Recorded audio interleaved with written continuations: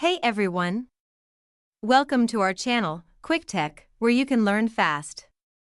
In today's session, we'll cover the basics of HTML, the foundation of every website you see on the internet. So, let's dive in. Pages. Now, you might be wondering, what exactly does hypertext and markup mean? Hypertext refers to the links that connect web pages together, allowing users to navigate between different pages. Markup language means HTML uses tags to define the structure and content of a web page. HTML is the backbone of every website. It defines the headings, paragraphs, images. Is not enough.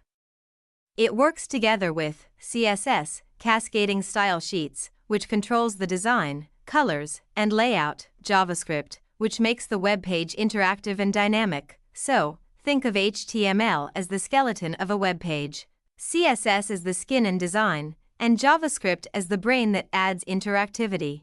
That's a quick introduction to HTML.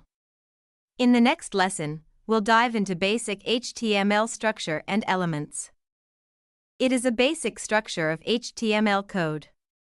The basic tags and meaning of syntax we will see in next video. Stay tuned. Thanks for watching. If you found this useful, like, share, and subscribe for more tech content.